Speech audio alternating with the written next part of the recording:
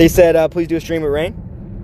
I don't know. I mean, I'm down to kick it with all the FaZe guys. I just don't talk to them for I haven't talked to them in like a long ass time. I have no beef with any of the FaZe guys. I'm cool with all of them. But yeah, we just moved to Las Vegas literally like 3 days ago, so I no longer like live in Los Angeles, which I think is where like all the FaZe dudes live. Does he speak a lot of German? I do. I speak a lot of German, yeah. I mean, I talk with my family almost every day, so, and they all speak German, so. We'll be speaking a lot of German when I go to Europe in like a month. How do you like Las Vegas so far? I love it. I love Vegas. Look at that. We got the strip to our left. No, do you normally stream? I've been a fan since New York, and I haven't seen you on here. Dope. Well, welcome, bro. Welcome to the stream. Give it a follow. I used to stream a lot back in the day. Say during COVID, I streamed like pretty much every day for a couple of years, and then kind of just took a step back from content. I got if you're new to the scene, you don't know yet, I got removed from FaZe. My name is still FaZe Blaze on Twitch because I can't change it. I have to do it through a Twitch rep. I'm working on that right now, but I got removed from FaZe like a year ago, and ever since then, I kind of took a step back from content. Me and Ryan and the boys Z behind the camera, we locked in on our business, and just yeah, now everything's in a really good spot, and I really just wanted to take another stab at getting into content. So, and like I said earlier, I don't know if you were here, but like these guys, Ron and Z, really motivating me every day to like take another shot at it. Because I overthink a lot, and it's like, especially like, I don't know, the game has changed so much since like I first got involved in it. It was really daunting for me to get back into social media, but now it just feels really natural. I mean, it feels good. I'm having a blast. Chess says Lando DFM and Max P1 question mark? Lando DFM and Max P1. I'm conflicted, chat, because my answer to that question wants to be I hope and pray, but my girlfriend is a huge Lando Norris fan, so I'm kind of forced to support him, and I actually do fuck with Lando. I hope if somebody from McLaren does win the Drivers' Championship, I hope it's Lando. Not that I don't like Oscar Piastri, but I just think he's dope, bro. I fuck with him heavy. I fuck with his Ore quadrant too. I know some of his guys there. And yeah, he's like a veteran too. He's been in it for a little while now, he had the championship fight last year.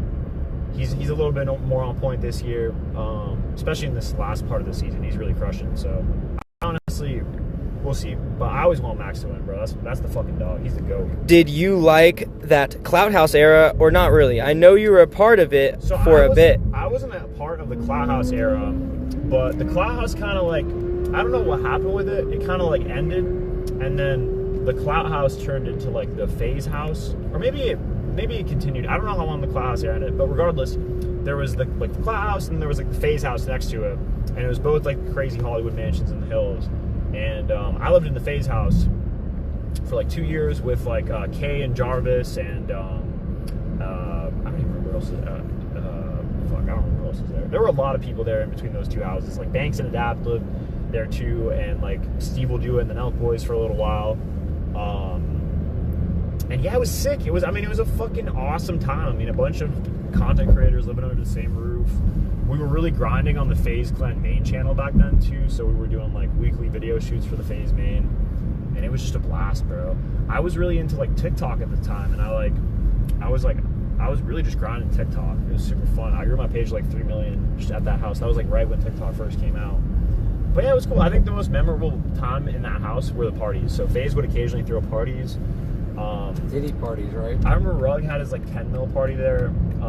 There was like I think some Halloween parties. Just they always do crazy fucking parties, and they were sick, bro. Always cool people showed up, and always crazy shit happened, bro. And then, the craziest thing I saw at one of those parties was Steve will do it chugging an entire handle of vodka in one go. That's what he got viral for. So he got viral. Y'all know Steve will do it. He's a creator in the space. He got viral for chugging entire handles of like hard liquor, and like he would put a straw in them and he would just down the whole thing. And I mean, I had seen his videos, but I saw it in person, and I mean, it's just like, someone said they've been starting to watch new and old FaZe content again, and I hope you keep it up and try to stream. Yes. No, we're streaming every day. We got a lot of stuff planned over these next few months, so even pretty much I'll probably do like 5 days a week. Were you and Rice Gum friends? Yeah, fuck yeah. I loved Rice. Rice was always super cool. What's Blaze's fave sports team? The Red Bull F1 team. Basketball, the Warriors. I grew up in the Bay Area. And football, I mean, probably the Niners. Brock Purdy. I was rooting for him, bro. He could have been on a generational run. Yeah, if he didn't have glass bones. Yeah. Chaz, have you met Adin? Adin and Ross. I streamed with him one time before he blew up, but I never actually met him before. But we mutually follow each other on a couple platforms, and I would love to meet him. He gets a lot of shit, but I think he's a beast, bro. He's a fucking beast. People don't give him enough credit for what he did for streaming. And people might think that's a crazy take, but he actually like brought streaming into the mainstream during a time when like everybody was like really tapped in. So, and he brought up a lot of people around him too. So, got nothing but love for that dude. Do you and Adapt still talk? We've texted back and forth a couple times. He like I did a random IRL stream maybe like 3 or 4 months ago. And he rated me after the stream, which was super dope of him. I texted him afterward. I was like, bro, really appreciate it. You've been crushing it. And then he just gave me some motivation. He was like, bro, just keep going, bro. It's the fucking vibes. Would you stream with the guy that fakes all his trick shots? Who? Would you stream with the guy that fakes all his trick shots? Who? Adapt. Adapt doesn't fake any trick shots. What are you talking about? You told me in private. That We've went over this already. We've went over this already, okay? This is no shade to Adapt. From my recollection, and I could be wrong here, Adapt has not hit anything like super fucking crazy. What I mean to say about that? They said, what about the crane shot? And that crane shot is sick. That's sick. That was a sick, legit ass shot. And because of that, I don't think he's ever faked a trick shot before. And I put myself in that boat too. I don't think I have maybe like 1 or 2 crazy trick shots. But usually the people that fake or do shit like that, they'll have like a bunch of crazy ass trick shots where you're like kind of questioning like, is this motherfucker legit? That's my 2 cents. Also, I just know Adapt. He's a good dude. I don't think he's ever faked a trick shot. So I never have either. Someone asked, why do you still have Faze in your name? It's a great question. I get it asked a lot. I can't change my name on Twitch. Like when I go in to try, it literally won't let me change it. I have to go through a Twitch rep. So I just got back to streaming. I'm working on it, but is what it is for right now. Was the old Faze a real brotherhood, or was it all fake for views? No, it was a real brotherhood. It was a real brotherhood. We all loved each other, and we all like really worked for each other. I think what really happened there, and I think it was multiple factors, but I think the main factor is we all had terrible guidance. We had, at the time, Faze was under a very manipulative, very, what's the word for when someone's always trying to take advantage of you? Scammy. Under like just really bad people were at the very top of Faze. Feel like they're having your best interest in, even though they just were only solely focused on how do they benefit. Exactly. How can we squeeze the most money out of this? I genuinely don't think. Don't know better because they're not business. There's some people who were genuine, but I think the people at the very top, they didn't give a fuck about the culture, the community that we had built, the people within Faze. They were just obsessed with squeezing every penny out of it, and you know, inevitably they made a lot of money, and like none of the OGs at Faze made, you know, any money off of like Faze and like the whole IPO and shit. So really sad story, and I think that caused a lot of friction. And you know, my whole thing is like, we're all still healthy, and I think whatever has been said online, at the end of the day, we can get past it.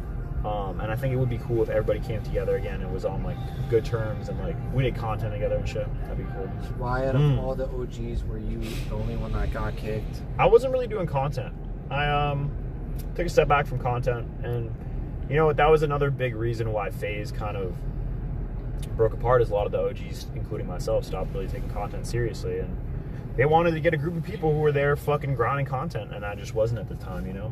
I took like a long, maybe 2-3 year hiatus from like doing content, but for good reason, man. We were grinding away at our business, so. Wait, Blaze, you don't want to stream with Rain, or do you? I mean, I'm down.